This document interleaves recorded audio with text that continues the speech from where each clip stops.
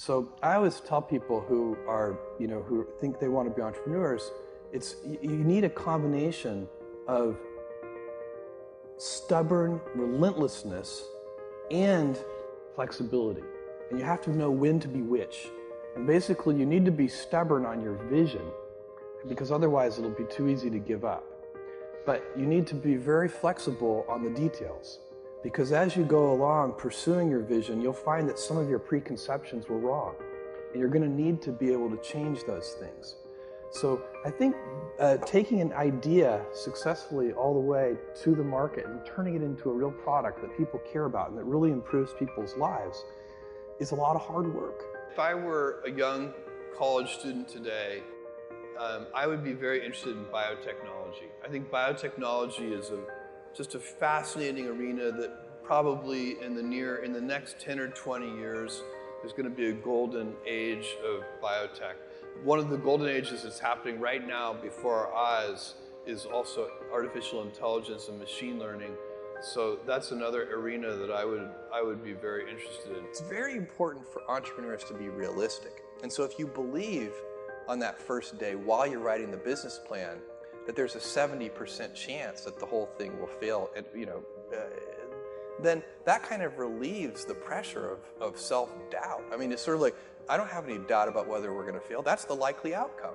And it just is. And to pretend that it's not will lead you to do strange and unnatural things.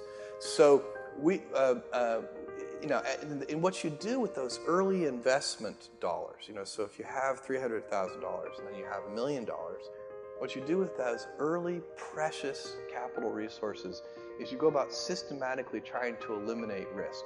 So you pick whatever you think the biggest problems are and you try to eliminate them one at a time. And that's how small companies get a little bit bigger and then a little bit bigger and a little bit bigger until finally, at a certain stage, you reach a transition where the company has more control over its future destiny. This is very important for anybody who's going to start a company or market an invention to understand, is that brands for companies are like reputations for people. And reputations are hard-earned and easily lost. So the most important intellectual property that a company can have is, for us, it's Amazon. It's that name, but what it stands for. We've worked very hard to earn trust. You can't ask for trust. You just have to do it the hard way, one step at a time. You make a promise and then fulfill the promise. You say, we'll deliver this to you, tomorrow, and then you actually deliver it tomorrow.